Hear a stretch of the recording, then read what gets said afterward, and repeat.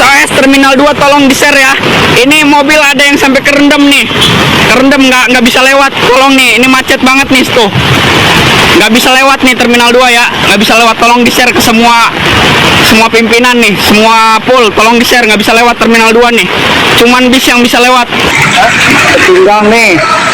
Tuh, pinggang orang dewasa.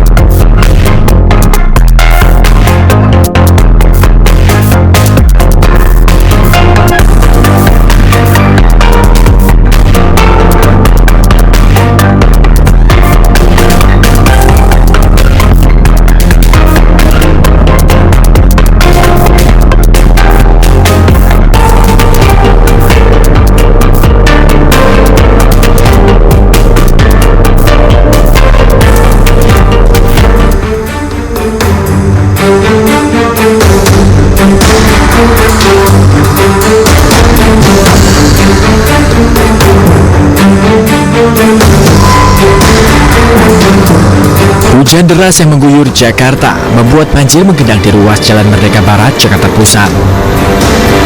Air hingga ketinggian 50 cm merendam pusat kota Jakarta tersebut.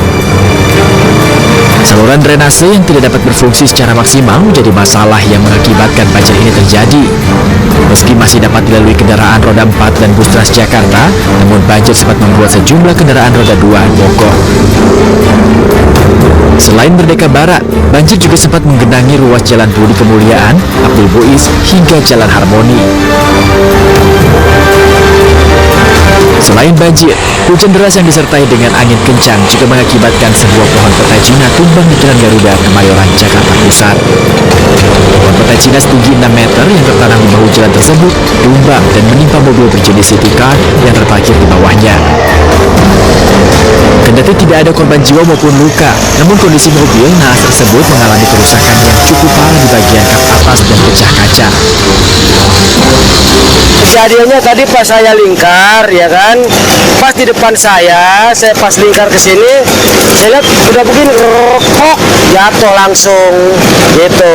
Itu nimpa mobil? Iya, nimpa mobil itu. Tapi itu tadi orangnya udah kemari, udah ngelihat, udah kemari, ya kan. Diduga usia pohon yang sudah tua membuat akar pohon tidak mampu lagi menahan bobot dahan dan ranting saat tertiup angin kencang. Selama proses evakuasi, ruas Jalan Garuda ditutup sementara dan kendaraan yang akan melintas terpaksa dialihkan ke jalur lain. Dari Jakarta, Rani Sanjaya, iNews melaporkan.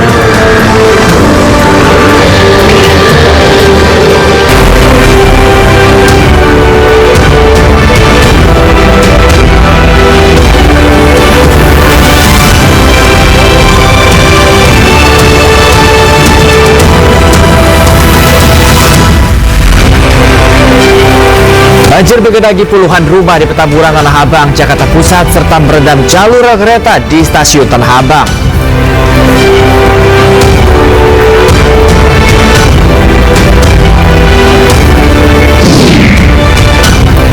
CCTV hotel di Kediri merekam pelaku mutilasi memasukkan koper berisi jasad korban ke dalam mobil.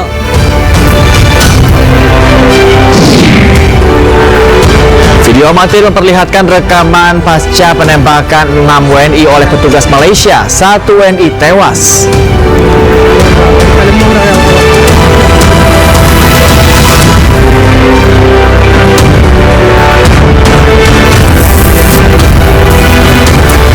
Selamat pagi pemirsa, News Pagi kembali hadir melengkapi informasi Anda pagi hari ini. Ya betul sekali, selain 3 berita utama tadi, sejumlah informasi menarik lainnya juga telah kami siapkan untuk Anda. Bersama saya, Bayu Pradana. Dan saya Galuh Pandu, inilah News Pagi selengkapnya.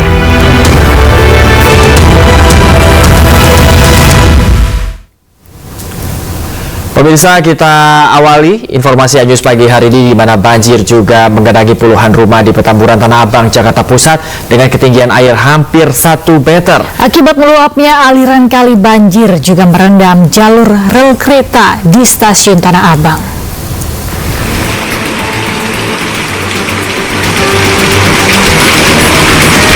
Banjir menggenangi sejumlah titik di Jakarta usai hujan deras yang mengguyur beberapa jam pada Selasa malam. Di antaranya pada permukiman padat penduduk di Jalan Petamburan, Tanah Abang, Jakarta Pusat. Air yang semula hanya menggenangi akses jalan perlahan mulai masuk ke dalam rumah.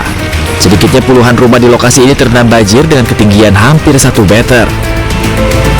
Sejumlah warga langsung mengevakuasi kendaraan mereka ke tempat yang lebih aman karena khawatir banjir akan semakin tinggi. Selain itu, banjir yang diakibatkan meluapnya kali kanal banjir barat ini juga merendam jalur rel kereta di stasiun Tanah Abang. Air meluap melalui saluran drainase yang merendam bantaran rel. Akibatnya, jalur tersebut tidak bisa dilalui komuter lain. Dari Jakarta, Radi Sanjaya, iNews melaporkan. Banjir dengan ketinggian mencapai 1 meter terjadi di Jalan Ledjen Suprapto dan Ahmad Yani, Cempaka Putih, Jakarta Pusat. Banjir menyebabkan sejumlah kendaraan mogok.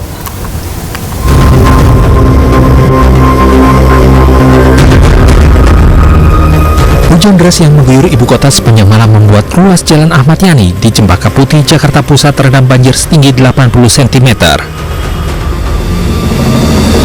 Banjir terjadi akibat buruknya saluran drainase yang membuat air tak mampu mengalir normal dan tumpah ke permukaan jalan. Sejumlah pengendara roda 2 yang berusaha menerobos banjir mengalami mati mesin.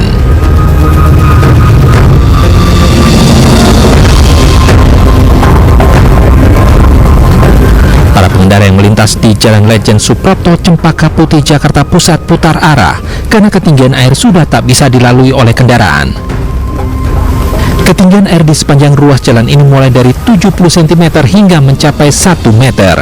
Selain menyebabkan sejumlah kendaraan mogok, tingginya air yang mengenangi ruas jalan juga menyebabkan waktu tempuh pengendara terhambat hingga berjam-jam. Warga mengeluhkan kondisi ini karena harus mencari jalur alternatif agar bisa sampai di tempat tujuan.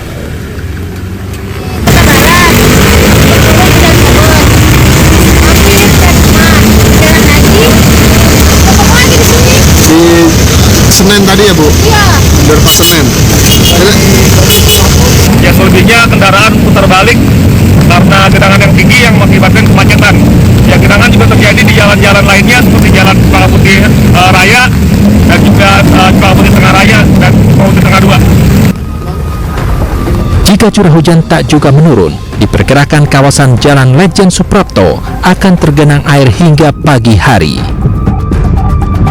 Dari Jakarta, tim liputan iNews melaporkan. Pemirsa, hujan deras yang mengguyur wilayah DKI Jakarta membuat ruas jalan Pelumpang Semper Koja, Jakarta Utara, di mana ini ketinggian air mencapai 10 hingga 15 cm. Beginilah kondisi banjir yang menggenangi ruas jalan Pelumpang Semper Koja, Jakarta Utara Selasa malam. Ketinggian air yang bervariasi mulai dari 10 sampai 15 cm membuat sejumlah pengendara motor yang nekat melintas mengalami mati mesin. Menurut salah seorang warga, banjir di ruas jalan ini diakibatkan tingginya curah hujan sejak Selasa sore. Buruknya saluran air juga disebut menjadi penyebab banjir.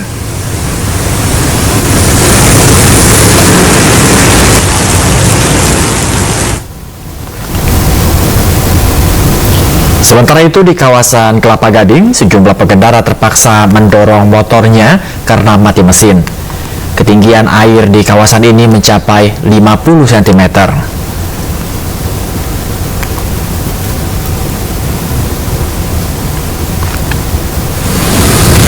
Banjir setinggi 15 hingga 30 cm juga menggenangi ruas jalan Bayangkara, akses menuju kantor kepolisian sektor Koja, Jakarta Utara pada Selasa malam. Sejumlah pengendara motor yang nekat merobos genangan, kendaraannya mengalami mati mesin hingga akhirnya harus didorong melewati banjir. Selain itu, kendaraan roda 4 yang ingin melintas juga harus menurunkan kecepatan. agar tidak terjeblos lubang yang berada di tepi jalan.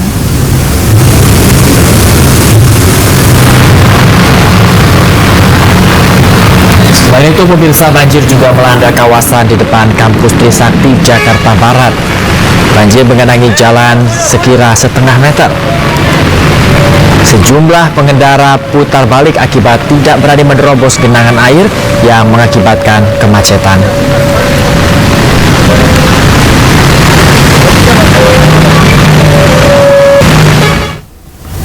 Ya, selain Jakarta, pemirsa, hujan deras yang mengguyur pada Selasa malam juga menyebabkan banjir di sejumlah titik di Bekasi, Jawa Barat.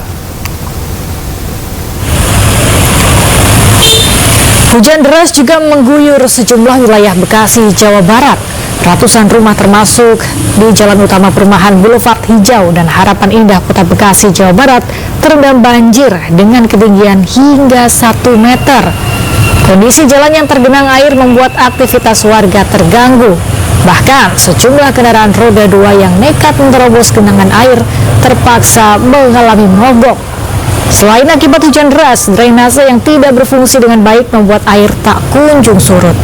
Sementara itu, banyak warga yang baru pulang kerja terjebak di gerbang utama perumahan. Sedangkan puluhan kendaraan roda 4 warga sudah mulai diungsikan di pinggir jalan raya.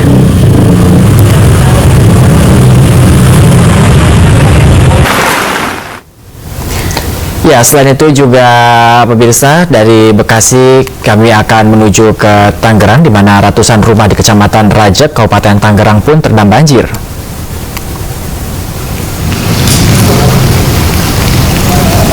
Banjir dengan ketinggian 50 cm hingga 1,5 meter menerjang perumahan Nuansa Mekarsari Rajek, Kabupaten Tangerang terjadi pada Selasa malam. Selain merendam jalanan, banjir juga masuk ke dalam rumah penduduk yang berdampak pada terganggunya aktivitas warga.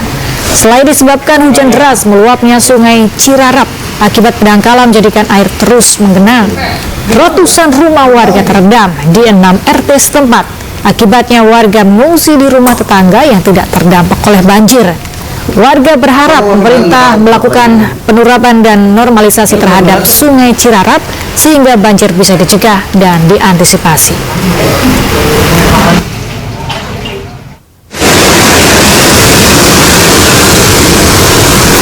Tidak hanya di Jakarta, hujan deras yang terjadi di wilayah Bogor membuat air sungai meluap.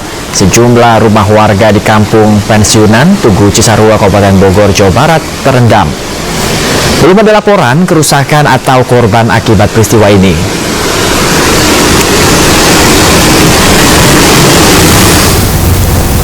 Sementara itu, sejumlah daerah di Kabupaten Bengkayang, Kalimantan Barat kembali dilanda banjir.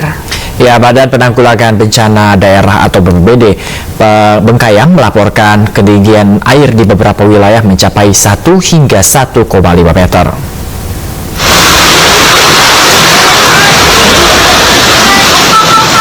Evakuasi korban banjir dengan sebuah perahu karet milik BPBD setempat berlangsung dramatis. Evakuasi. Derasnya arus nyaris menyeret perahu karet yang tengah didorong sejumlah petugas. Bahkan beberapa petugas sempat terpleset karena terdorong derasnya arus air.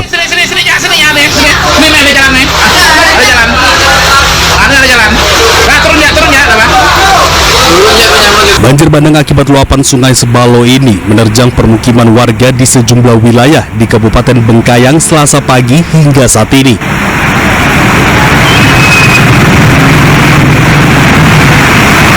Banjir bercampur lumpur ini datang secara tiba-tiba disebabkan tingginya intensitas curah hujan. Di Jalan Swadaya. Sejumlah warga yang berada di Jalan Swadaya Bengkayang sudah mengungsi, namun sebagian lagi masih bertahan di rumah mereka untuk menjaga harta benda. Kalau untuk banjir dengan intensitas hujan tinggi seperti ini sudah sering terjadi. BPN ini ya, Bang ya? BPN ini ya, BPN SMK. Nah, ini diakibatkan karena mungkin dari batang sungai yang ada di sini ini sudah mulai menyempit. Harapan kami warga di BTN ini semoga pemerintah bisa menormalisasi sungai, mengeruk atau semacamnya, atau solusi lainnya lah yang bisa diambil oleh pemerintah. Sementara itu, data BPBD setempat, ada 11 kecamatan di Bengkayang yang terendam banjir. Akses jalan antar kota pun terputus akibat banjir ini. Dari Bengkayang, Kalimantan Barat, Uun Junior, iNews melaporkan. Banjir besar melanda komplek perumahan Berkat Alam Sekumpul, Martapura, Kabupaten Banjar, Kalimantan Selatan, yang mana ini hingga membuat sebagian warga mengungsi. Ya, sementara di Samarinda, Kalimantan Timur, tim relawan gabungan mengevakuasi warga yang terendam banjir di 2 kecamatan.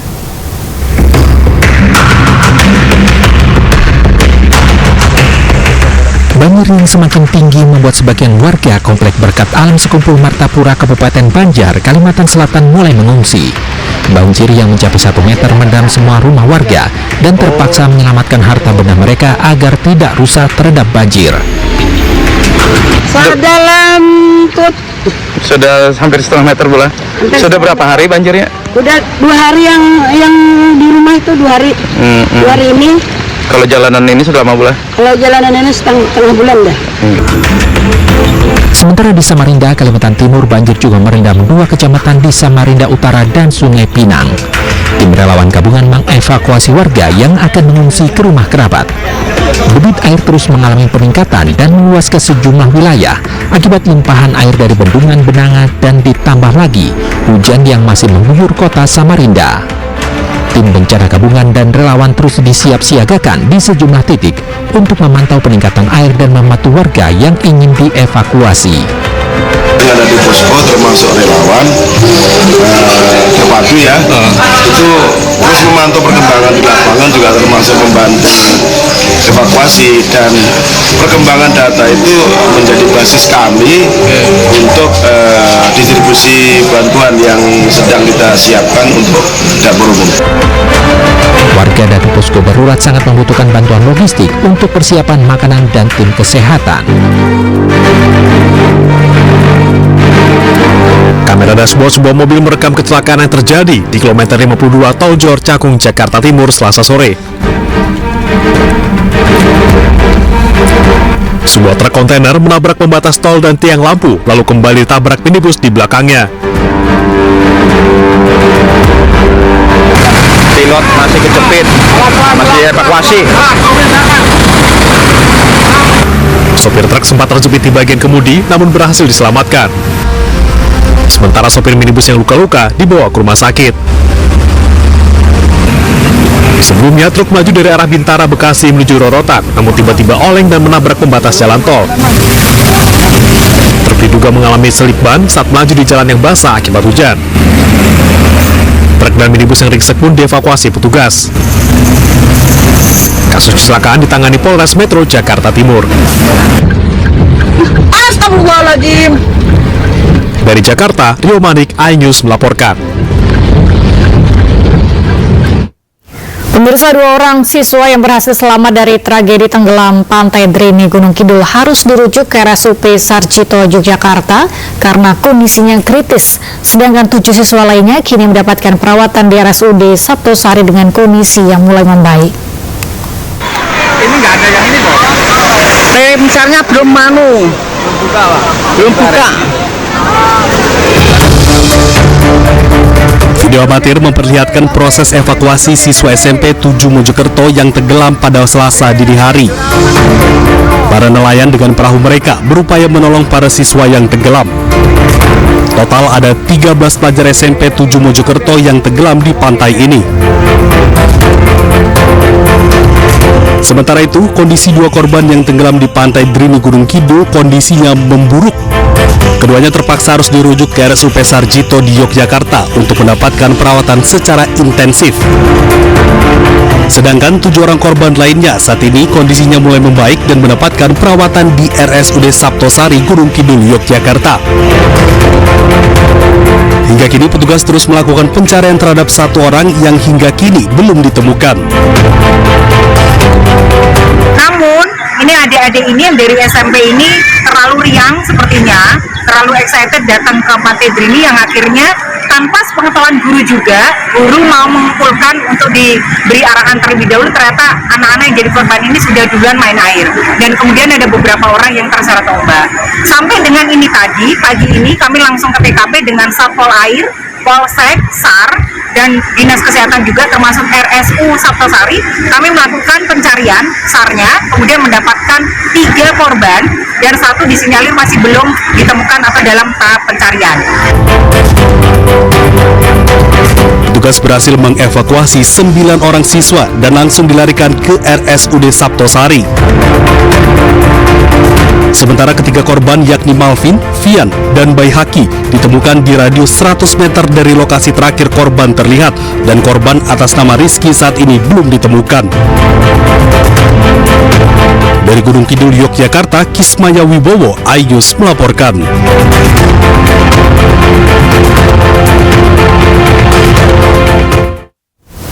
Sejumlah keluarga korban yang tewas dalam kegiatan karya wisata SMP 7 Kota Mojokerto menangis histeris di kantor Dinas Pendidikan dan Kebudayaan Kota Mojokerto.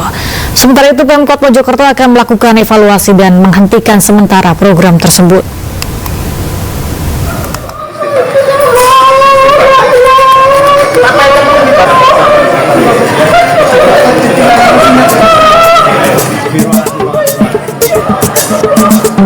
Keluarga korban tewas dalam kegiatan karya wisata SMP 7 Kota Mojokerto menangis histeris di kantor Dinas Pendidikan dan Kebudayaan Kota Mojokerto. Mereka mendatangi kantor Dikbud untuk memastikan apakah anak mereka jadi korban saat wisata di Pantai Drini, Gunung Kidul. Karya wisata SMP Negeri 7 Kota Mojokerto diikuti oleh 250 siswa. Mereka berangkat dengan 5 bus pada Senin malam.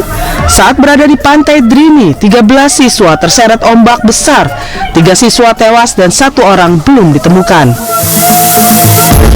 Akibat peristiwa ini, pemerintah Kota Mojokerto akan mengevaluasi dan menghentikan sementara program karya wisata. Dan kami pastikan bahwa setiap siswa yang mendapatkan musibah ini akan kita perhatikan dan kita akan menanggung seluruh pembiayaan yang ditimbulkan akibat kejadian ini.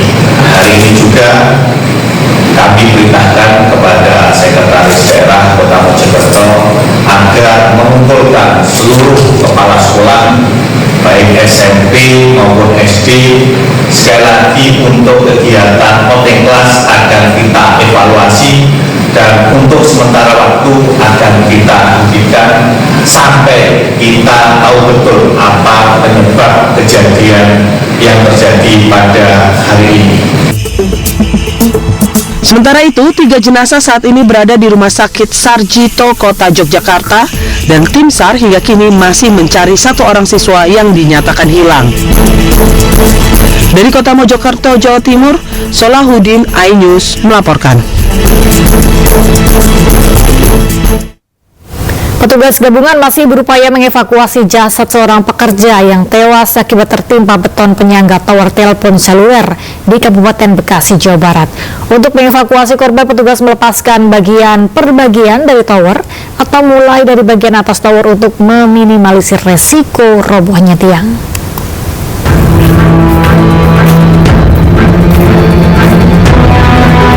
Petugas gabungan masih berjibaku mengevakuasi jasad seorang pekerja yang saat ini masih tertimbun reruntuhan beton tower provider di Kavling Bumi Indah, Desa Karangsatria, Tambun Utara, Kabupaten Bekasi, Jawa Barat. Lebih dari 12 jam jasad korban belum dapat dievakuasi. Bahkan petugas harus mendatangkan 1 alat berat kren untuk mengevakuasi jasad korban. Dalam proses evakuasi, petugas juga akan melepaskan bagian per bagian dari tower atau mulai dari bagian atas tower. Hal itu dilakukan guna meminimalisir resiko robohnya tiang. Tower provider telepon seluler ini roboh pada Senin pagi. Robohnya beton penyangga tower ini menimpa 7 orang. 1 orang tewas dan 6 lainnya terluka. 6 korban luka telah dibawa ke rumah sakit terdekat. Polisi kini menyelidiki penyebab pasti robohnya tower dan telah memeriksa 7 orang saksi dari pihak kontraktor dan provider tower. Dugaan sementara robohnya tiang penyangga tower provider telepon seluler ini karena gagal konstruksi. Dari Kabupaten Bekasi, Jawa Barat, Didik Junaidi, iNews melaporkan. Longsor susulan terjadi saat proses pencarian dua penambang yang tertimbun longsor di Gunung Mas, Kalimantan Tengah.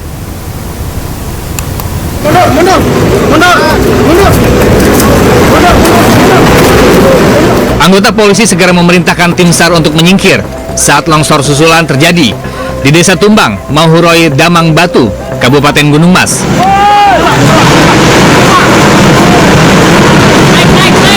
Saat kejadian, tim SAR tengah mencari dua warga penambang, Gadeon Sin 57 tahun dan Mulyadi 51 tahun yang tertimbun tanah longsor. Tim SAR pun bergegas menyelamatkan diri naik ke atas bukit yang aman untuk menghindari longsor susulan yang membahayakan. Selain menyeberangi puluhan anak sungai di hutan, mereka juga harus menaiki perbukitan dengan kondisi jalan tanah gembur berair, menggunakan kendaraan roda 2 serta berjalan kaki. Hingga kini upaya pencarian terus dilakukan dengan metode penyemprotan dan penggalian tanah di lokasi yang dicurigai adanya korban, namun belum juga membuahkan hasil. Dari Gunung Mas, Kalimantan Tengah, Ade Sata, iNews melaporkan.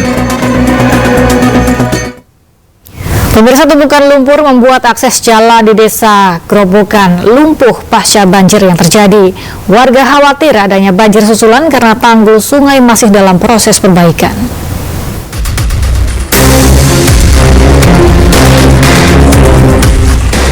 Personil gabungan TNI Polri dan relawan membersihkan lumpur yang berendam Desa Batu Ragung, Kecamatan Gubuk, Grobogan, Jawa Tengah. Lebih dari sepekan, lumpur tebal masih menutup sebagian besar akses jalan desa dan membuat sejumlah rumah rusak berat. 5 titik tanggul di sepanjang desa yang jebol membuat 13 rumah hanyut terbawa arus banjir, 18 rumah rusak berat, dan ribuan rumah lainnya terdampak. Kondisi dusun khususnya yang Mintreng dan Ringin Kidul yang langsung terkena dampak itu masih lumpuh. Baru alhamdulillah pada hari ini dari teman-teman bantuan semua pihak, kepolisian, TNI dan semua organisasi yang ada itu membantu membuka jalan di dusun Mintreng agar proses evakuasi atau proses penyaluran bantuan bisa berjalan dengan baik. Warga yang terdampak saat ini masih bertahan di pengungsian. Mereka khawatir jika hujan deras bisa menyebabkan banjir susulan karena tanggul Sungai Tuntang yang membentang di belakang desa hingga kini masih dalam proses perbaikan. Dari Grobogan, Jawa Tengah, Rustaman Nusantara, iNews melaporkan. PT KAI mendatangkan sejumlah alat berat untuk memperbaiki rel kereta api yang longsor di wilayah Grobogan, Jawa Tengah. Proses perbaikan yang memakan waktu hingga 10 hari ke depan membuat ribuan penumpang kereta api di Surabaya, Jawa Timur membatalkan perjalanan.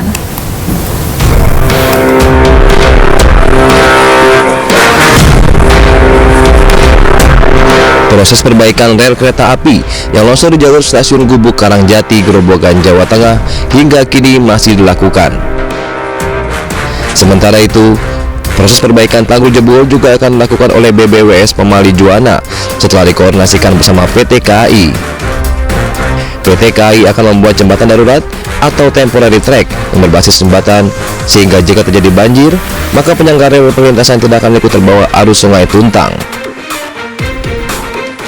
Target penyelesaian pembuatan temporary track ini akan dikerjakan dalam waktu 10 hari.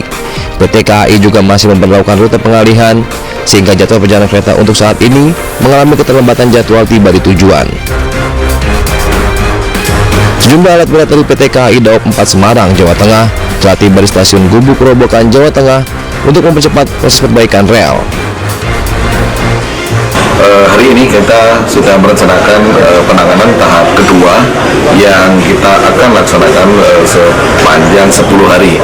Jadi kita akan membuat temporary track ya, yang berbasiskan jembatan untuk bisa dilalui kereta api baik di jalur hulu maupun jalur hilir. Sementara itu, lebih dari 4.000 penumpang kereta api yang berangkat dari stasiun di wilayah Daop 8 Surabaya melakukan pembatalan tiket. Pembatalan ini dilakukan karena para penumpang tidak bersedia melanjutkan perjalanannya menyusul penutupan jalur kereta api akibat longsor yang terjadi antara stasiun Gubuk, stasiun Karangjati, Kabupaten Grobogan, Jawa Tengah. Pada penumpang yang membatalkan perjalanan, menerima uang pembatalan penuh sesuai dengan harga tiket yang dipesan. Sampai dengan sore kemarin terdapat 4.514 penumpang yang telah melakukan pembatalan tiket karena adanya perubahan pola operasi tadi. PT KAI membatalkan 100%, biaya 100% sesuai dengan harga yang tercatat di tiket. Jalur perlintasan kereta api di Desa Papan Rejo jebol akibat terjang luapan sungai Tuntang. Tanggul sepanjang 300 meter jebol hingga air merusak sarana prasarana PT KAI serta merendam ratusan rumah beberapa hari lalu. Dari Gerobokan dan Surabaya, tim liputan iNews melaporkan. 20 komplotan pelaku investasi bodong modus aplikasi kencan ditangkap polisi di apartemen Batavia, Jakarta Pusat. Dari hasil penyelidikan, 8 orang tersangka positif narkotika jenis sabu.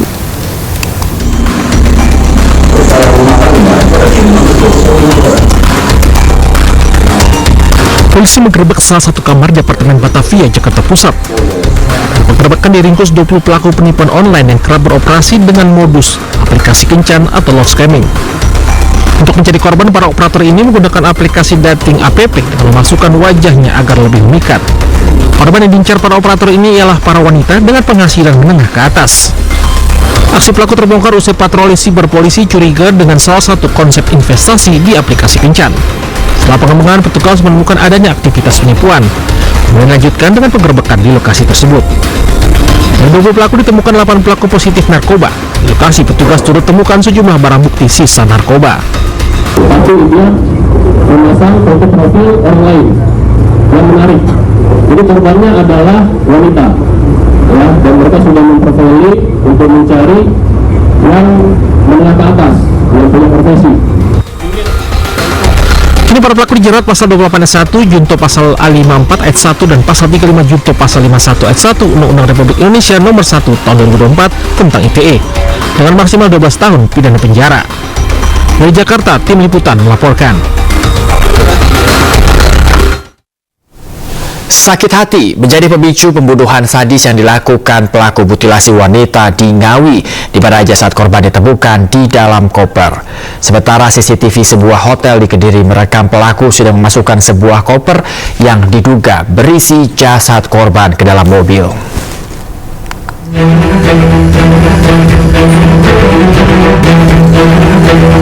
CCTV sebuah hotel di Kediri merekam tersangka mutilasi Rohmatri sedang mengeluarkan koper merah dari kamar hotel dan memasukkannya ke dalam mobil. Koper merah muda tersebut diduga berisi jasad Uswatun Hasanah usai dimutilasi. Polisi menduga di kamar hotel itulah tersangka mengeksekusi sadis Uswatun sebelum jasadnya dibuang di Ngawi. Dalam CCTV juga terlihat kerabat tersangka yang tidak mengetahui ada jasad di dalam koper.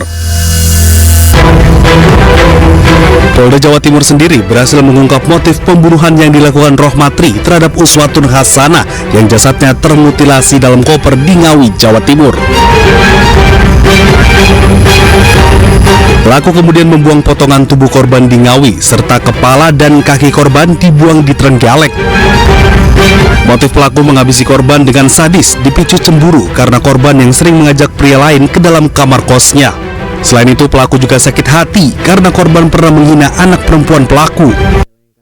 Ada sakit hati dan juga cemburu. Cemburunya kenapa? Karena diketahui korban ini pernah ketahuan memasukkan laki-laki lain ke dalam kos korban. Ya, sementara tersangka ini di dalam di sekitaran kos korban ini mengakui sebagai suami istri dari korban. Kemudian korban ini juga sering minta uang kepada pelaku. Korban ini pernah berucap kepada tersangka bahwa korban mendoakan kalau nanti sudah besar anaknya ini menjadi TSK. Itu juga membuat tersangka ini sakit hati. Akibat perbuatannya, pelaku terancam pasal 340 KUHP dengan ancaman hukuman maksimal hukuman mati. Dari Surabaya, Jawa Timur, Hari Tambayong, iNews melaporkan. Pemirsa, ayah kandung korban mutilasi yang ditemukan di Ngawi ingin pelaku dihukum mati. Selain itu, pihak keluarga ingin segera dapat menerima potongan tubuh korban yang lainnya untuk segera dimakamkan.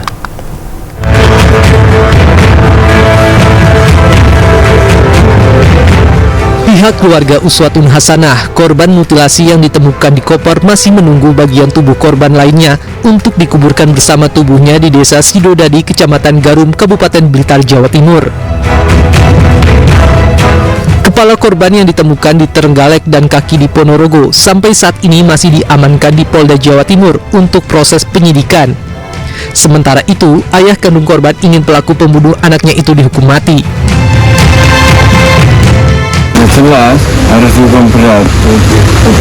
Jadi kalau bisa ya anak saya sampai jadi korban ya harus dihukum mati. Berarti Mbak Us itu pernah mengajak pulang? Pernah. Dikenalkan sebagai apa Pak? Ya. Dikenalkan ke Bapak sebagai suaminya gitu? Ya. Ya. Suami atau teman Pak? Dikenalkan sebagai suami atau teman? Suami. Nah, saya tidak merasa untuk wali. Jadi saya ya berontak saat itu. Polres Blitar Kota menerjunkan 3 anggota untuk membantu memulihkan psikologis keluarga, baik anak dan orang tua korban.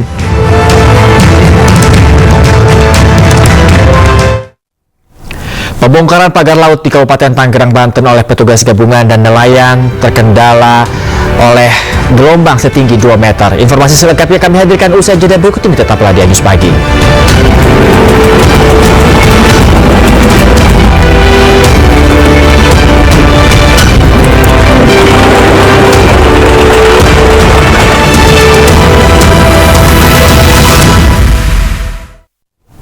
Pemirsa, terima kasih Anda masih di News Pagi. Pemirsa, kita ke informasi lainnya, di mana video amatir memperlihatkan rekaman pasca penembakan 6 WNI oleh petugas Malaysia. 1 orang meninggal dunia, sementara 5 orang lainnya dalam penanganan medis di Malaysia. Tumbuh ay. Tangkut ini. Bang, kalau mau orang putih sih kan itu dolian.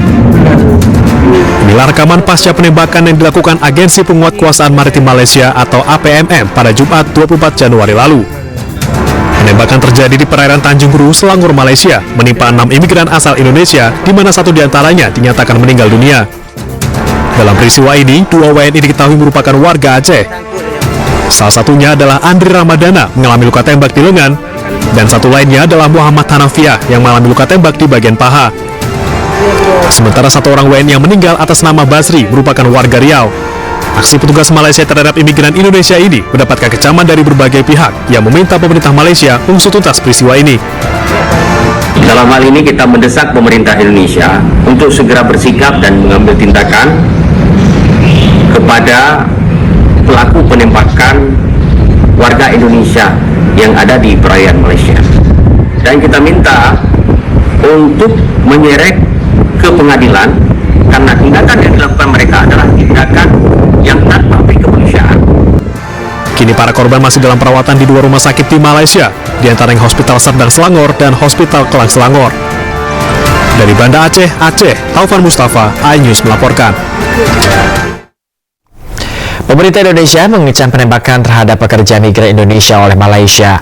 Rencananya nota diplomatik akan dikirim untuk meminta pemerintah Malaysia menggelar investigasi mendalam.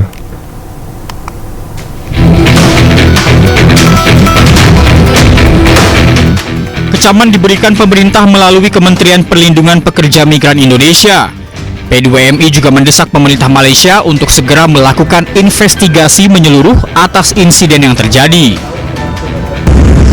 Jadi kami mendorong agar penyelidikan ini bisa dilakukan secara komprehensif ya, agar informasinya bisa terang benderang, bisa transparan, sehingga ketahuan apa yang sebenarnya terjadi. Tapi yang pasti yang kami lihat di sini ada dugaan penggunaan kekuatan berlebihan. Karena sebetulnya kalau bicara soal pekerja migran ini kan bisa hanya ditangkap aja atau gimana, tidak perlu sampai penggunaan sampai ditembak seperti itu ya, sampai apalagi Rencananya KBRI di Kuala Lumpur juga mengirimkan nota diplomatik untuk mendorong penyelidikan atas insiden tersebut termasuk kemungkinan penggunaan excessive use of force.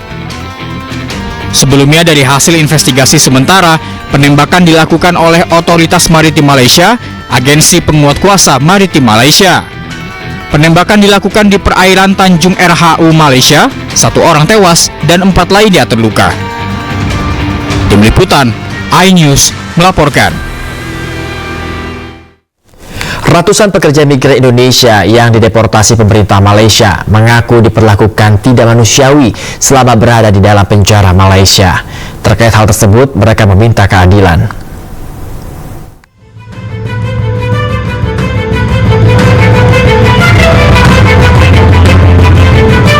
Ratusan pekerja migran Indonesia yang dideportasi dari Malaysia melalui Pelabuhan Internasional Dumai mengaku diperlakukan tidak adil dan tidak manusiawi selama berada di dalam penjara. Mereka tidak diperbolehkan berinteraksi dengan siapapun, termasuk memberi kabar kepada keluarga di tanah air bahwa dirinya sedang berada dalam penjara di Malaysia. Tak hanya itu, selama di penjara mereka jarang diberi makan dan susah mendapatkan obat ketika sakit. Selama 14 hari itu tanpa ada orang boleh melihat, tanpa ada kita tidak boleh berhubungan sama orang luar sedikit pun, atau sampai kita mau nelfon keluarga atau apa mau mengabari bahwa kita masuk penjara itu pun tidak boleh sama sekali. Kalau sakit yang saya merasakan sendiri, saya sakit demam selama 3-5 hari itu nggak dikasih obat sama sekali. Terkait hal tersebut, para pekerja migran Indonesia meminta keadilan kepada pemerintah Indonesia agar perlakuan tidak manusiawi oleh pihak Malaysia ditindaklanjuti atau dibawa ke Mahkamah Hukum Internasional. Dari Dumai, Riau, Dedi Iswandi, iNews melaporkan. Pemirsa, TNI Angkatan Laut dan Ditpol Airut Polda Banten bersama nelayan kembali melanjutkan pembongkaran pagar laut di perairan Kronjo, Kabupaten Tangerang, Banten. Kondisi cuaca dan gelombang laut yang mencapai 2 meter membuat pembongkaran pagar laut di hari ke-7 ini kurang maksimal.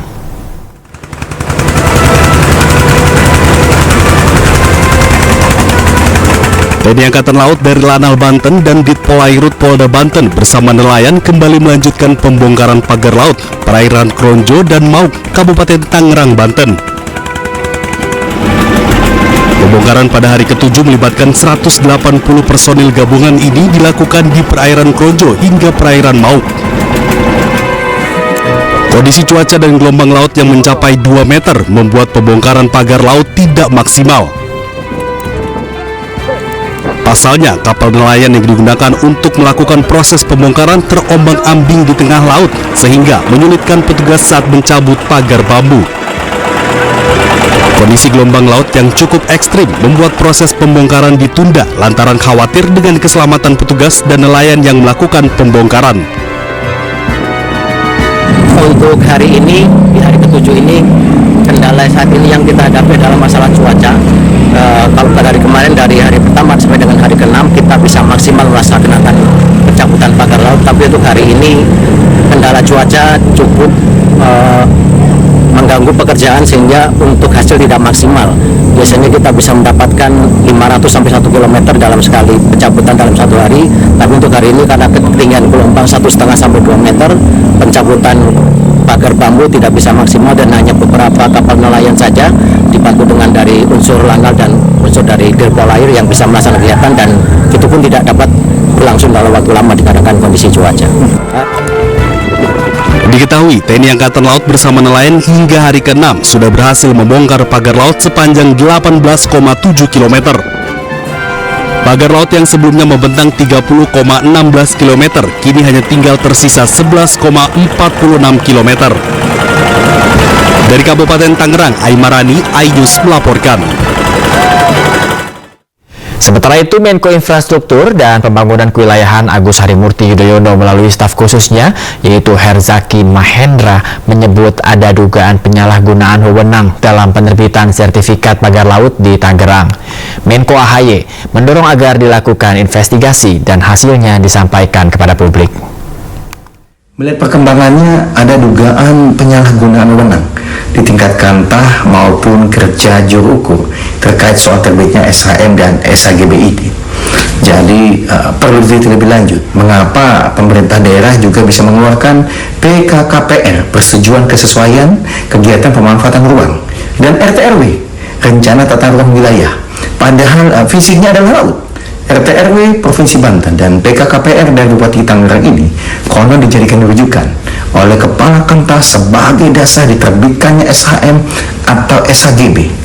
Terkait dengan dugaan penyalahgunaan wewenang itu, Menko AHY telah mendorong agar dilakukan investigasi dan hasilnya disampaikan kepada publik. Beliau sudah menerima laporan bahwa hal ini sedang dilakukan oleh Kementerian ATR BPN. Oleh karena itu, mari kita percayakan kepada Menteri ATR, Kepala BPN untuk dapat menyelesaikan masalah ini secara tuntas. Setelah itu agar disampaikan kepada publik hasilnya. Menko AHY mendukung penuh Kementerian ATR BPN dalam hal ini. Jika dugaan penyalahgunaan wewenang itu memang betul terbukti, maka hal ini harus diproses secara hukum lebih lanjut.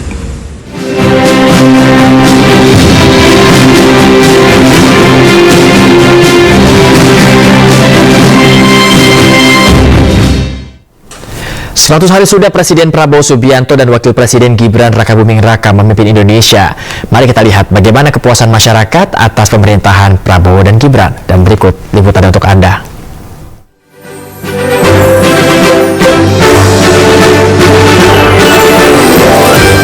Hari ini, pemerintahan Prabowo Gibran genap 100 hari memimpin Indonesia. Rakyat pun menyoroti sejumlah kebijakannya. Lembaga survei Litbang Kompas telah mengukur tingkat kepuasan masyarakat. Hasilnya, 80,9% warga Indonesia menyatakan kepuasannya atas kinerja pemerintah Prabowo Gibran. Hanya 19,1% yang menyatakan ketidakpuasannya. Sementara 89,4% menyatakan keyakinannya atas pemerintah Prabowo Gibran.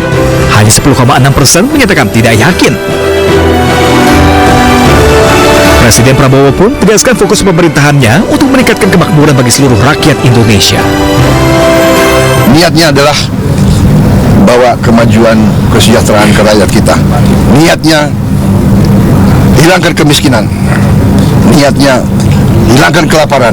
Niatnya adalah tingkatkan kemakmuran bagi seluruh rakyat Indonesia. Penghasilan rakyat semuanya harus naik. Tingkat kepuasan yang mencapai 80% ini sekaligus menjadi yang tertinggi dalam 10 tahun terakhir sejak Januari 2015. Meski belum sempurna, namun hasil survei menandakan rakyat optimis atas pemerintah Presiden Prabowo Gibran. Liputan iNews melaporkan. Sejak dilantik pada 20 Oktober 2024 yang lalu, Presiden Prabowo Subianto aktif bertemu dengan pemimpin negara lain untuk memperkuat hubungan bilateral dan multilateral.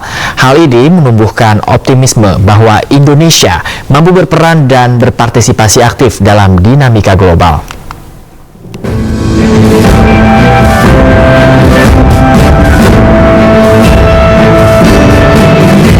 Indonesia telah memasuki era baru dalam politik luar negeri di bawah kepemimpinan Presiden ke-8 Prabowo Subianto.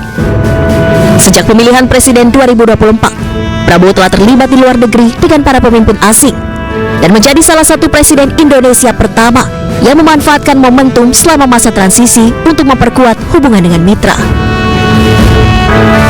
Sementara Prabowo memulai lawatan pertamanya usai dilantik sebagai Presiden ke Tiongkok, kemudian dilanjutkan ke Amerika Serikat. Dengan menghormati undangan dari dua negara besar tersebut, Prabowo memahami psikologi kedua negara yang ingin menjadi sentral bagi semua negara. Prabowo dinilai tengah mengupayakan keseimbangan global antar negara adik kuasa. Selanjutnya saat menghadiri KTT APEC di Lima, Peru, Prabowo mengangkat isu perekonomian global dan menyatakan komitmen Indonesia mendukung perdagangan yang adil di Asia Pasifik. Dalam kunjungan ini, Prabowo sekaligus menerima penghargaan tertinggi dari pemerintah Peru, yaitu Grand Cross of the Order of the Sun of Peru atau El Sol del Peru dari Presiden Peru Dina Boluarte.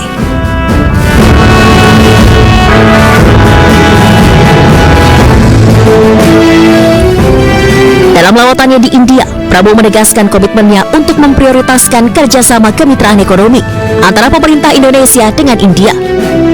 Prabowo bahkan membuka peluang investasi pembangunan infrastruktur di Indonesia untuk memajukan perekonomian tanah air.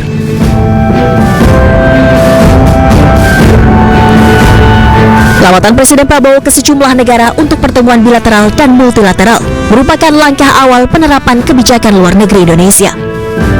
Politik bebas aktif yang secara konsisten dipilih pemerintah Republik Indonesia hadir dalam bentuk berbeda di era kepemimpinan Presiden Prabowo Subianto dan membuka harapan besar bahwa Indonesia akan mampu berperan dan berpartisipasi aktif dalam dinamika global yang penuh ketegangan geopolitik maupun ekonomi. Tim Liputan iNews melaporkan. 100 hari sudah jajaran Kabinet Merah Putih bekerja. Rakyat pun terus awasi kementerian di bawah pemerintahan Prabowo Gibran. Lantas siapa saja menteri terbaik versi masyarakat? Berikut liputannya untuk Anda.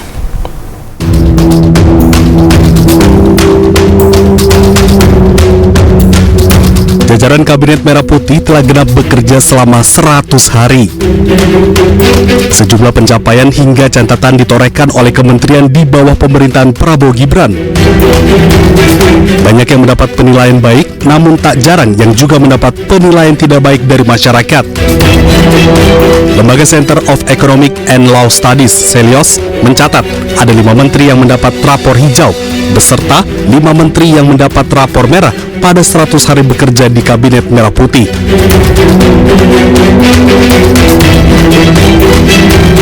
Menteri Agama Nasaruddin Umar sebagai menteri dengan kinerja terbaik. Sementara posisi kedua ditempati oleh Menteri Komunikasi dan Digital Mutia Hafid. Mutia dinilai sigap menangani judi online. Posisi ketiga ditempati oleh Menteri Pendidikan Dasar dan Menengah Abdul Mukti. Menteri Kesehatan Budi Gunadi Sadikin menduduki peringkat keempat. Rakyat menanti kebijakan tes kesehatan gratis di hari ulang tahun. Di posisi kelima, Menteri Ketenagakerjaan Yassi Erli. Sementara menteri dengan rapor merah adalah posisi pertama ada Menteri HAM Natalius Pigai yang sempat mengajukan dana Kementerian HAM sebesar 20 triliun. Di posisi kedua ada Menteri Koperasi Budi Aristiadi, sementara di peringkat ketiga diduduki oleh Menteri ESDM Bahlil Lahadalia yang ingin meningkatkan lifting migas. Posisi keempat ada Menteri Kehutanan yakni Raja Juli Antoni. Sementara di posisi kelima ada Menteri Desa dan Pembangunan Daerah Tertinggal Yandri Susanto.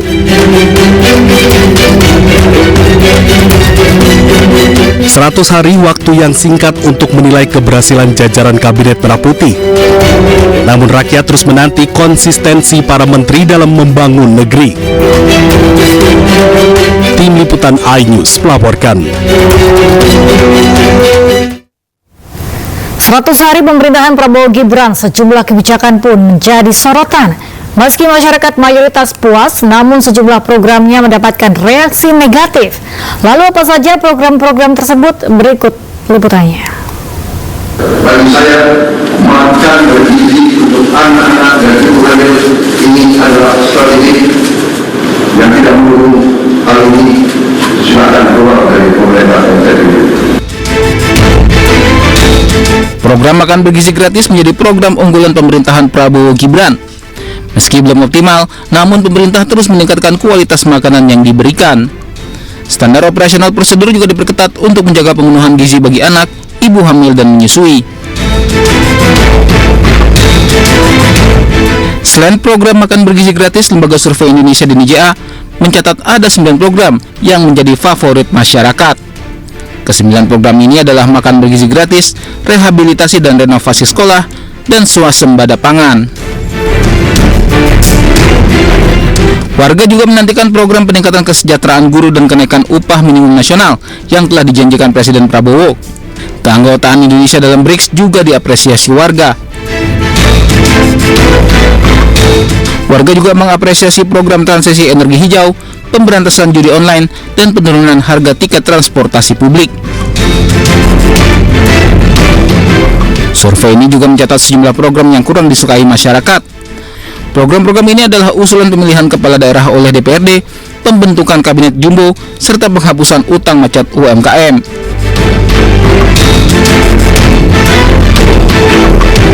Meski belum sempurna, namun pemerintahan Prabowo Gibran diharapkan bisa terus akselerasi pencapaian target pembangunan nasional, menjawab tantangan global, serta mewujudkan kesejahteraan bagi seluruh rakyat Indonesia.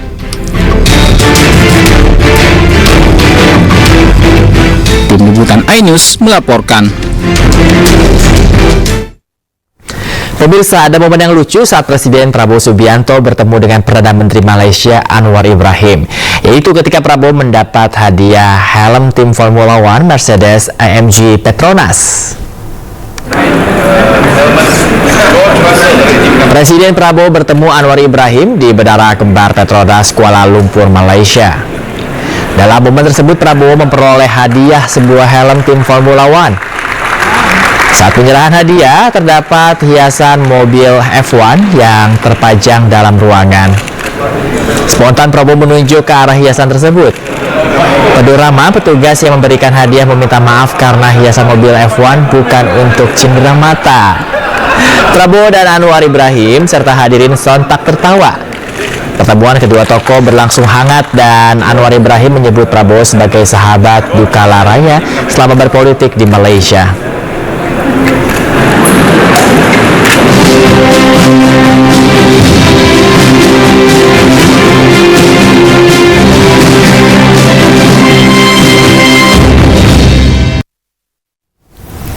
Pemirsa, kesehatan dan asupan nutrisi untuk anak bulu atau anabul peliharaan, kucing dan anjing perlu diperhatikan oleh sang pemilik dan pencinta anabul. Ya, saya sebagai pemilik anabul juga setuju nih ya. Untuk itu perlu makanan berkualitas agar anabul sehat dan aktif, pemirsa.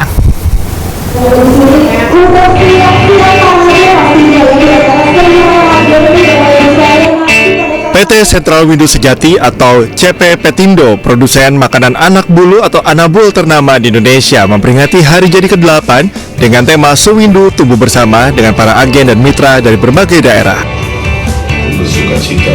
Dalam acara ini turut diluncurkan produk terbaru Bolt makanan kucing dan anjing sebagai penanda eksistensi kiprah Bolt selama 8 tahun terakhir di Indonesia. Inovasi produk terbaru makanan anabul ini adalah Bolt makanan basah untuk kucing atau cat wet food, serta makanan kering untuk anjing.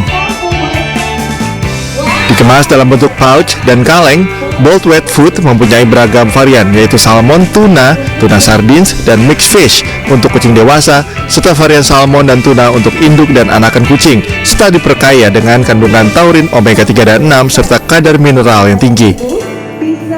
Sedangkan Bolt makanan kering untuk anjing ras kecil berumur di atas 1 tahun dapat mendukung pertumbuhan otot yang kuat dan meningkatkan kilau bulu anabul peliharaan Anda.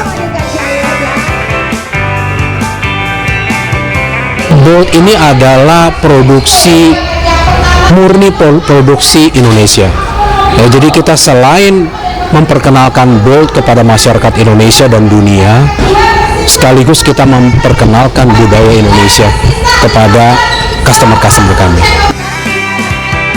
Selain meluncurkan produk terbaru, rangkaian peringatan Sewindu Tumbuh Bersama juga diisi dengan kegiatan sosial ke sejumlah shelter dan breeder, serta komunitas pecinta anabul. Dari Jakarta, Stephen Patinama, Muhammad Zulkarnain, iNews melaporkan. Ribuan warga di Kota Pangkal Pinang, Provinsi Kepulauan Bangka Belitung sambut meriah perayaan Imlek 2576 Kongcili di Kelenteng Kuan Tien Yen, Pangkal Pinang. Informasinya akan kami hadirkan usai jeda sesaat lagi.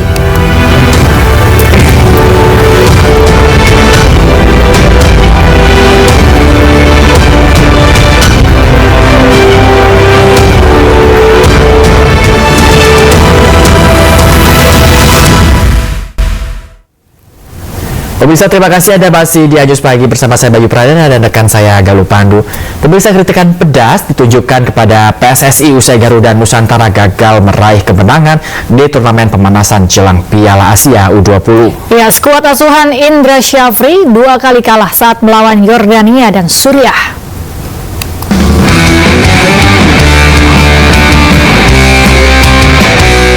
Garuda Nusantara mendulang hasil negatif dalam turnamen Mandiri Challenge Series 2025. laga perdana Indonesia kalah 1-0 melawan Yordania.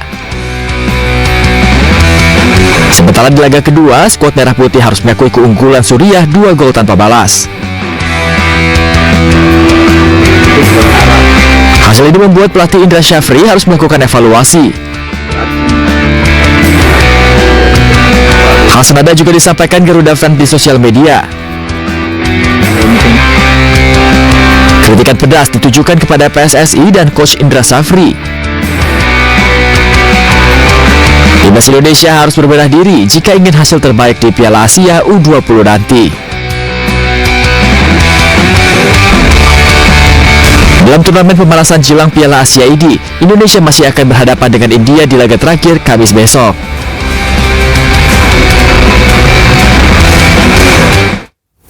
Ketua Umum PSSI Erick Thohir tengah berkunjung ke Belanda. Ya, kunjungannya ke Belanda ini untuk bertemu staf pelatih dan sejumlah pemain timnas keturunan.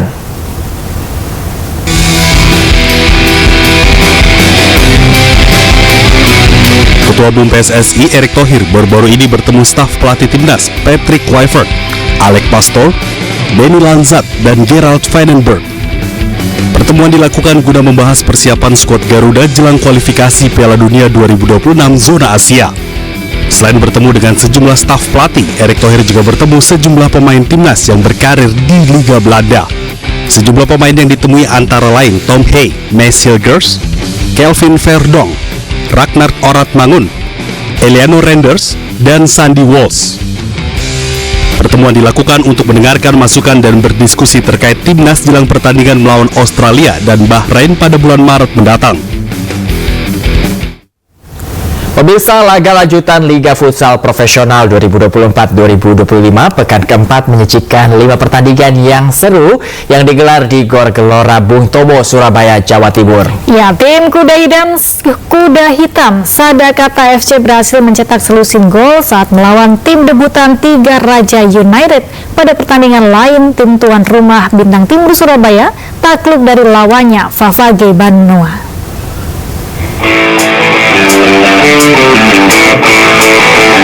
Laga lanjutan pekan keempat Liga Futsal Profesional 2024-2025 di Gor Gelora Bung Tomo, Surabaya, Jawa Timur mempertemukan Sadakata FC melawan Tiga Raja United. Melawan tim promosi, Sadakata FC tampil terengginas sejak awal laga sehingga mampu mencetak 1 lusin gol ke gawang Tiga Raja United. Pada pertandingan kedua, giliran Black Steel FC yang membantai habis lawannya Halus FC dengan skor telak 8-1. Black Steel mulai kembali meraih hasil positif setelah pada pertandingan sebelumnya menelan kekalahan dari tim Kuda Hitam Sadakata United. Di pertandingan ketiga, secara mengejutkan tim tuan rumah sekaligus juara bertahan Bintang Timur Surabaya atau BTS FC takluk di tangan Favage Banua dengan skor tipis 2-3. Kekalahan perdana BTS ini terasa lebih menyakitkan karena ditonton oleh ratusan supporter yang memadati Gor Gelora Bung Tomo. Pada laga keempat, Kuda Laut Nusantara harus mengakui permainan Pangsuma FC yang tampil apik sejak peluit pertama dibunyikan. Pangsuma FC mampu tampil dominan sejak awal laga dan mampu menutup pertandingan dengan skor 1-4. Pada laga terakhir, Moncong Bulo FC kembali menelan kekalahan saat berhadapan dengan Rafheli FC. Mendominasi sejak awal laga, Rafheli FC mampu mengatasi permainan tim lawan dan menyudahi pertandingan dengan skor 2-4. Tim Liputan iNews melaporkan. Ribuan warga di Kota Pangkal Pinang, Provinsi Kepulauan Bangka Belitung menyambut perayaan Imlek 2576 Kongceli di Kelenteng Kuantiau Miau, Pangkal Pinang. Ya, atraksi barongsai serta pesta kembang api menambah kemeriahan malam Imlek di kelenteng yang berusia lebih dari 200 tahun tersebut. Ya, sambut tahun baru Imlek 2576 Kongcili, ribuan warga memadati kelenteng Kuantiau Miau, Kota Pangkal Pinang, Provinsi Kepulauan Bangka Belitung. Ribuan lilin berwarna merah berbagai ukuran dinyalakan secara serentak sebagai simbol penerangan dalam menjalani kehidupan setahun ke depan. Warga keturunan Tionghoa beragama Konghucu dengan khusyuk berdoa memohon kebaikan dalam mengarungi tahun baru. Masyarakat Tionghoa meyakini lilin yang dinyalakan menjadi harapan agar kehidupan yang dijalani dapat berjalan dengan mudah dan lancar. Meriah daripada tahun sebelumnya sih, karena tahun sebelumnya kan lagi merasakan COVID gitu ya. Harapannya lebih rame, lebih harapan aku nggak. Dan pemirsa, untuk memantau kemeriahan perayaan Imlek, kita sudah terhubung dengan rekan Haryanto di Kelenteng Kuanti Niau, Pangkal Pinang, dan rekan Rizky Kurnia di Vihara Tri Dharma Bumi Raya Singkawang, Kalimantan Barat. Ya, kita ke rekan Haryanto terlebih dahulu. Halo Haryanto, seperti apa situasi peribadatan di Kelenteng Kuanti Niau di Pangkal Pinang? Baik, selamat pagi rekan Galuh di studio dan pemirsa di rumah. Perayaan Imlek di Kota Pangkal Pinang masih sama seperti tahun-tahun sebelumnya, yaitu berjalan cukup meriah, dimulai sejak pagi malam dan puncaknya itu terjadi pada tepat pukul 12.00.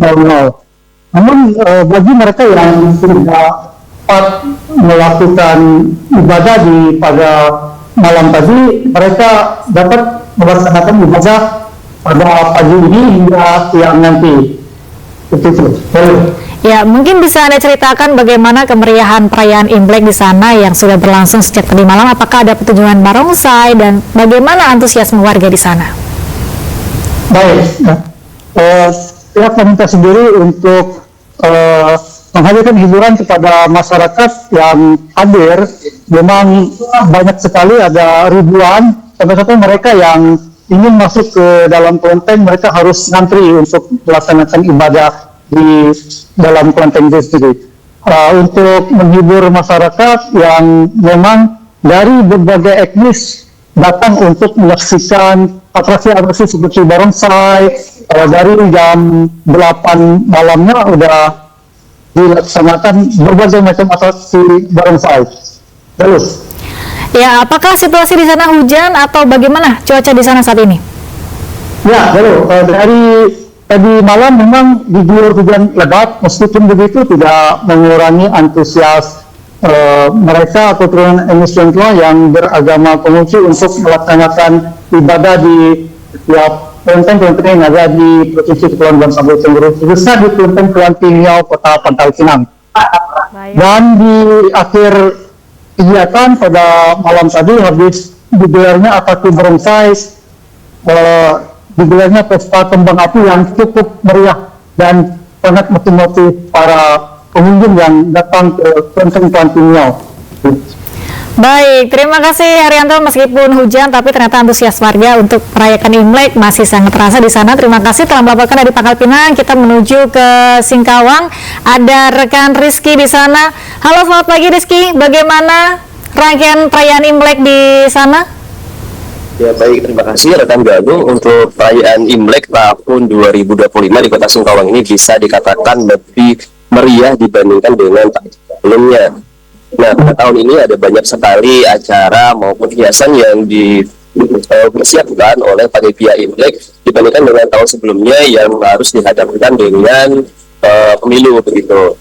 Nah, beberapa kemarin pada malam pembukaan acara Imlek banyak sekali hal-hal yang ditampilkan oleh panitia, mulai dari tarian barongsai, tarian naga, kemudian juga ada tarian Nusantara yang memang khas dari Kota Singkawang gitu. Di sana apakah hujan atau cerah di Singkawang? Ya baik, untuk cuaca beberapa hari ini memang sedikit kurang bersahabat karena beberapa hari ini untuk Kota Singkawang sendiri sudah dilanda hujan cukup parah, bahkan beberapa daerah di Kota Singkawang juga mengalami banjir. Nah, namun pada hari ini tanggal 29 Rabu Februari ini cuaca cukup bersahabat dan terlihat lebih cerah gitu kan. Bagaimana dengan agenda perayaan Imlek di pagi hari ini? Apa saja yang akan disajikan kepada masyarakat? Untuk perayaan Imlek pada pagi hari ini, panitia fokus menyerahkan kepada masing-masing warga Tionghoa untuk beribadah seperti pada tahun-tahun sebelumnya begitu. Bagaimana dengan antusias warga untuk bisa merayakan dan juga mungkin menyaksikan hiburan-hiburan yang disajikan dalam perayaan Imlek kali ini? Ya baik, untuk antusiasme warga berdasarkan dari pantauan kami memang begitu antusias lalu karena pada malam pembukaan acara bonde itu mungkin sudah ada ribuan orang yang hadir untuk melihat open ceremony-nya, kemudian untuk menikmati hiasan-hiasan yang sudah disuguhkan oleh panitia. Seperti yang paling spesial pada open ceremony itu adalah pembukaan dari ular raksasa yang sudah disediakan oleh panitia dengan ukuran lebar 3 meter dan panjang lebih dari 239 meter. Itu yang menjadi antusiasme warga untuk melihat dulu. Baik, Rizky, terima kasih melaporkan langsung dari Singkawang. Sepertinya seru untuk memantau bagaimana perayaan Imlek baik di Singkawang. Sebelumnya juga ada rekan Haryanto dari Pangkal Pinang, dan kami mengucapkan gongsi facai. Gongsi facai dan jangan lupa angpau nala ya. Iya, singin kuaile. Singin kuaile. Nah, bicara Imlek, ini libur panjang arus lalu lintas menuju Pantai Carita dan Anyer nih macet hingga 8 km. Aduh, sayang banget ya, meskipun libur panjang tapi macet, tapi nggak apa-apa. Namun informasi lain juga ini ada kemacetan juga terjadi di Jalan Malioboro, Yogyakarta.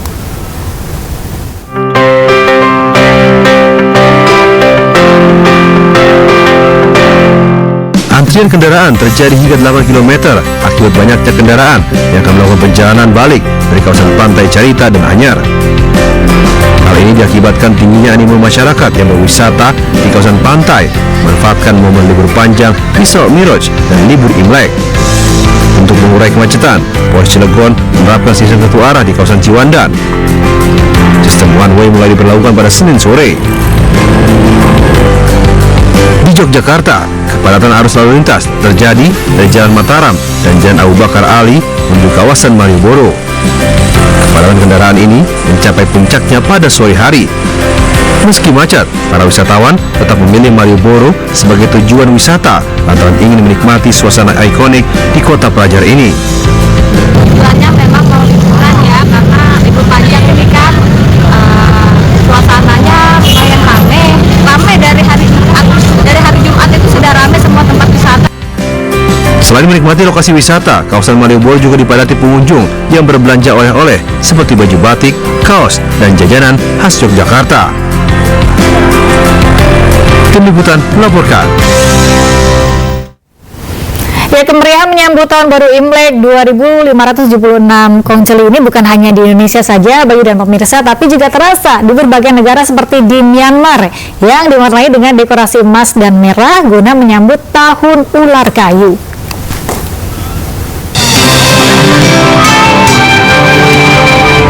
Kemeriahan sambut Imlek dirasakan banyak orang di berbagai tempat di belahan dunia.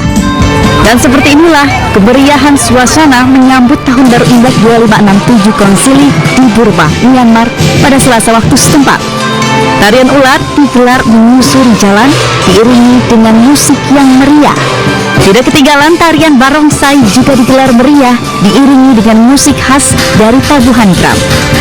Tidak sedikit orang-orang yang memenuhi jalan untuk menyaksikan tarian barongsai menyambut tahun baru Imlek. Pemirsa, usai ini kami akan kembali menyajikan informasi dari tanah air di mana banjir melanda berbagai wilayah khususnya di Jakarta dan wilayah lainnya. Iya, jangan kemana-mana, tetap di iNews Pagi.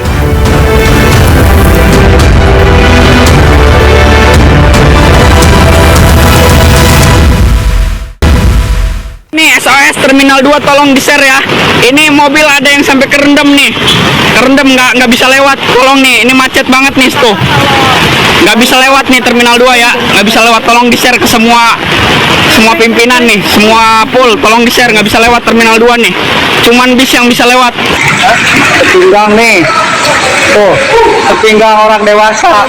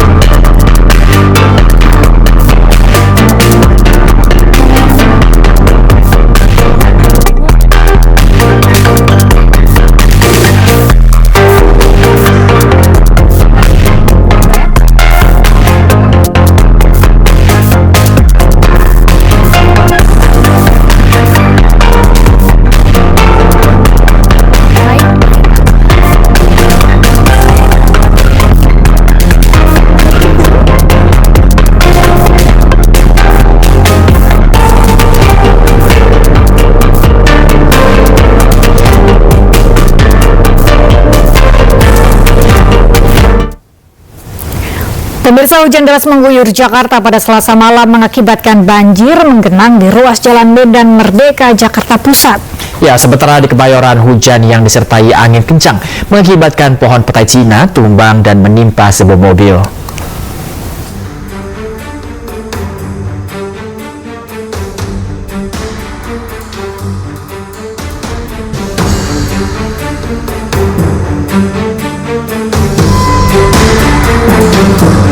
Hujan deras yang mengguyur Jakarta membuat banjir menggenang di ruas Jalan Merdeka Barat, Jakarta Pusat. Air hingga ketinggian 50 cm merendam pusat kota Jakarta tersebut. Saluran drainase yang tidak dapat berfungsi secara maksimal menjadi masalah yang mengakibatkan banjir ini terjadi. Meski masih dapat dilalui kendaraan roda 4 dan bus Transjakarta, namun banjir sempat membuat sejumlah kendaraan roda 2 mogok. Selain Merdeka Barat, banjir juga sempat menggenangi ruas Jalan Budi Kemuliaan, Abdul Buis, hingga Jalan Harmoni. Selain banjir, hujan deras yang disertai dengan angin kencang juga mengakibatkan sebuah pohon petai Cina tumbang di Jalan Garuda, Kemayoran, Jakarta Pusat. Pohon petai Cina setinggi 6 meter yang tertanam di bahu jalan tersebut tumbang dan menimpa mobil berjenis city car yang terparkir di bawahnya. Kendati tidak ada korban jiwa maupun luka, namun kondisi mobil naas tersebut mengalami kerusakan yang cukup parah di bagian kap atas dan pecah kaca.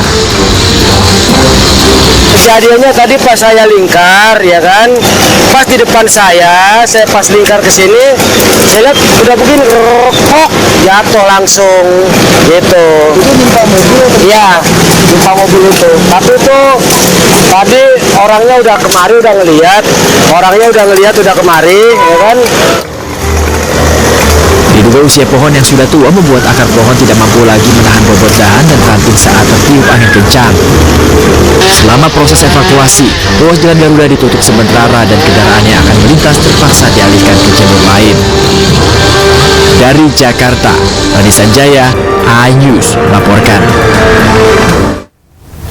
Banjir juga menggenangi puluhan rumah di Petamburan, Tanah Abang, Jakarta Pusat dengan ketinggian air hampir 1 meter. Akibat meluapnya aliran kali, banjir juga merendam jalur rel kereta di stasiun Tanah Abang.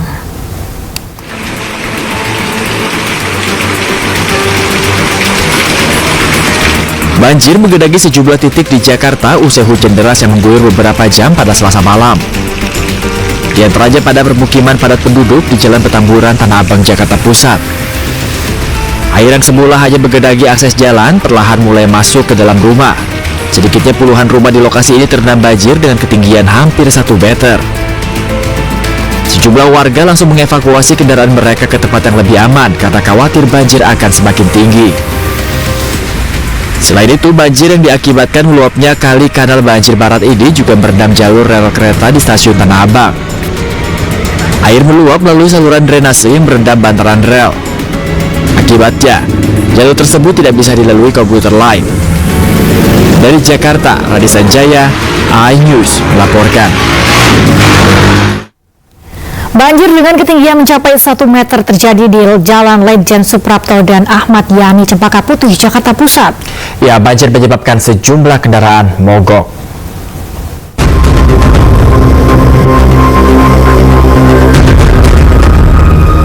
Hujan deras yang mengguyur ibu kota sepanjang malam membuat ruas Jalan Ahmad Yani di Cempaka Putih, Jakarta Pusat terendam banjir setinggi 80 cm. Banjir terjadi akibat buruknya saluran drainase yang membuat air tak mampu mengalir normal dan tumpah ke permukaan jalan. Sejumlah pengendara roda 2 yang berusaha menerobos banjir mengalami mati mesin.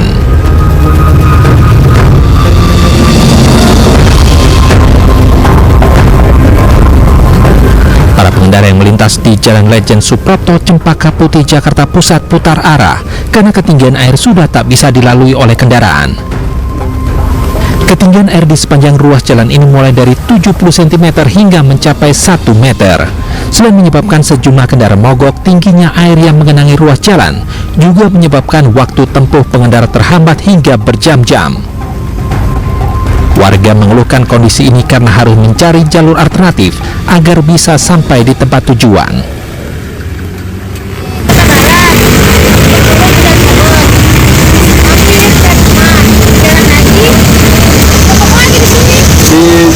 Di Senen tadi ya Bu? Iya. Underpass Senen. Ya selebihnya kendaraan putar balik karena genangan yang tinggi yang mengakibatkan kemacetan. Ya genangan juga terjadi di jalan-jalan lainnya seperti Jalan Cempaka Putih Raya dan juga Cempaka Putih Tengah Raya dan Cempaka Putih Tengah 2. Jika curah hujan tak juga menurun, diperkirakan kawasan Jalan Lejen Suprapto akan tergenang air hingga pagi hari. Dari Jakarta, tim liputan iNews melaporkan.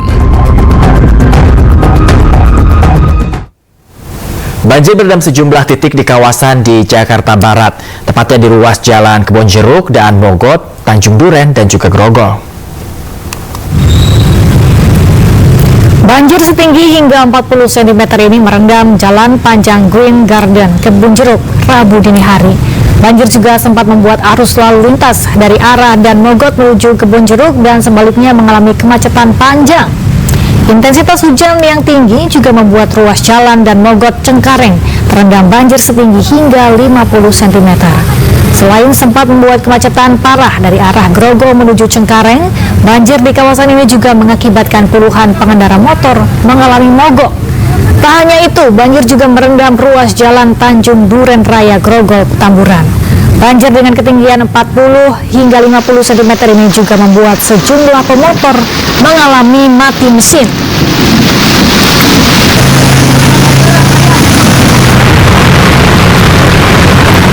Selain itu pemirsa, banjir juga melanda kawasan di depan Kampus Trisakti Jakarta Barat.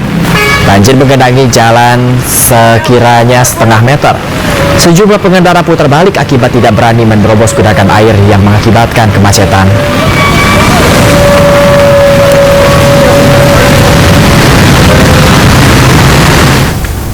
Ya pemirsa, hujan deras yang mengguyur wilayah Jakarta membuat ruas jalan Pelumpang Semper Koja Jakarta Utara ini banjir juga.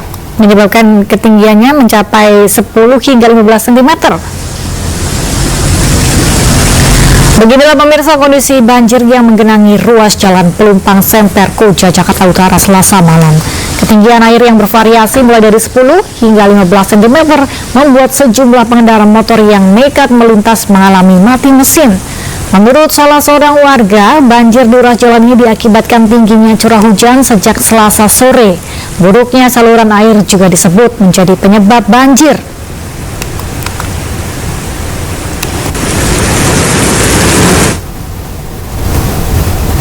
Sementara itu di kawasan Kelapa Gading, sejumlah pengendara terpaksa mendorong motornya karena mati mesin. Ketinggian air di kawasan ini mencapai 50 cm.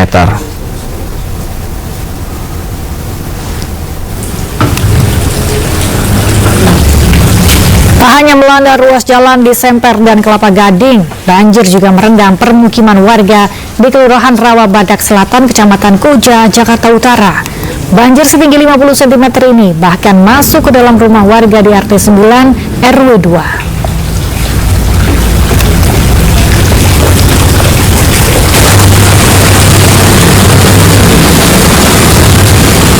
Banjir setinggi 15 hingga 30 cm ini juga mengendangi ruas jalan Bayangkara, akses menuju kantor kepolisian sektor Koja, Jakarta Utara pada Selasa malam. Sejumlah pengendara motor yang nekat menerobos genangan kendaraannya mengalami mati mesin hingga akhirnya harus didorong melewati banjir. Selain itu, kendaraan roda 4 yang ingin melintas juga harus menurunkan kecepatan agar tidak terjeblos lubang yang berada di tepi jalan. Sebuah minibus tercebur ke aliran kali di Jalan Pluit, Karangkarya Timur Penjaringan, Jakarta Utara pada Rabu dini hari. Peristiwa bermula saat sopir melintas di lokasi untuk mengambil penumpang, namun jalan yang tergenang banjir membuat sopir mencoba mencari rute lain. Karena tidak mengenali kondisi jalan, mobil justru tercebur. Warga yang mengetahui peristiwa langsung berupaya menyelamatkan sopir agar tidak ikut tenggelam. Sopir pun bisa dievakuasi keluar melalui jendela. Sementara minibus berhasil diangkat dengan mengerahkan 1 unit mobil derek.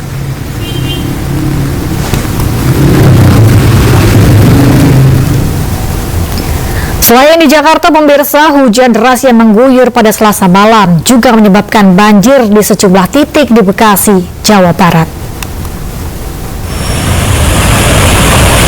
Hujan deras juga mengguyur sejumlah wilayah yang termasuk juga Bekasi, Jawa Barat, pemirsa.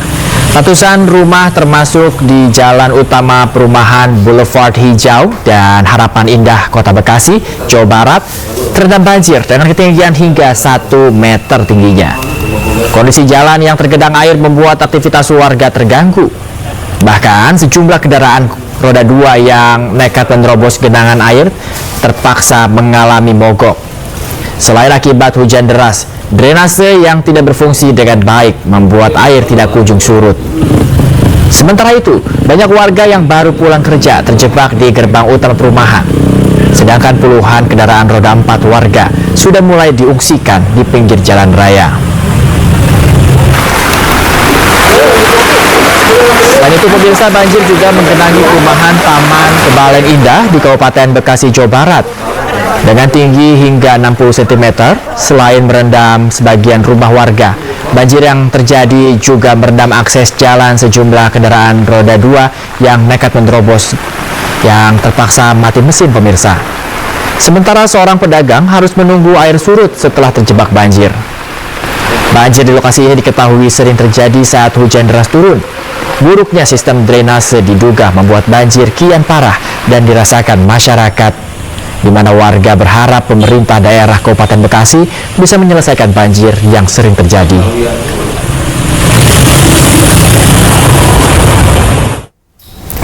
Pemirsa, ratusan rumah di Kecamatan Rajek, Kabupaten Tangerang pun terendam banjir. Banjir dengan ketinggian 50 cm hingga 1,5 meter menerjang perumahan Nuansa Mekarsari Rajek, Kabupaten Tangerang, di mana terjadi pada Selasa malam, pemirsa. Selain merendam jalanan, banjir juga masuk ke dalam rumah penduduk yang berdampak pada terganggunya aktivitas warga.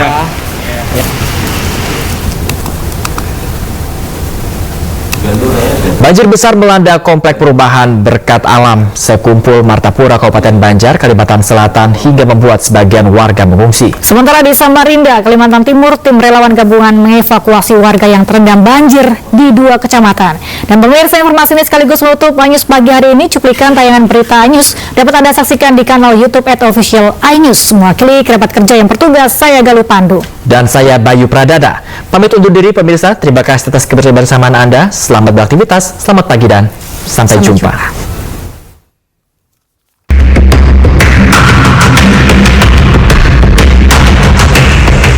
Banjir yang semakin tinggi membuat sebagian warga komplek Berkat Alam Sekumpul Martapura, Kabupaten Banjar, Kalimantan Selatan mulai mengungsi. Banjir yang mencapai 1 meter merendam semua rumah warga dan terpaksa menyelamatkan harta benda mereka agar tidak rusak terhadap banjir. Dalam sudah hampir setengah meter bola. Sudah berapa hari banjirnya? Udah 2 hari yang di rumah itu 2 hari. 2 hari ini. Kalau jalanan ini sudah lama bola? Kalau jalanan ini setengah bulan dah. Sementara di Samarinda, Kalimantan Timur, banjir juga merendam 2 kecamatan di Samarinda Utara dan Sungai Pinang. Tim relawan gabungan mengevakuasi warga yang akan mengungsi ke rumah kerabat.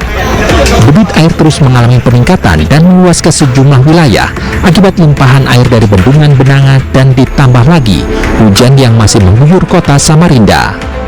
Tim bencana gabungan dan relawan terus disiap-siagakan di sejumlah titik untuk memantau peningkatan air dan membantu warga yang ingin dievakuasi. Yang ada di posko termasuk relawan terpadu ya, itu terus memantau perkembangan di lapangan, juga termasuk membantu evakuasi, dan perkembangan data itu menjadi basis kami untuk distribusi bantuan yang sedang kita siapkan untuk dapur umum. Warga dan posko darurat sangat membutuhkan bantuan logistik untuk persiapan makanan dan tim kesehatan. Dari Banjar, Kalimantan Selatan dan Samarinda, Kalimantan Timur, Sairi Ardi Wirya, iNews melaporkan.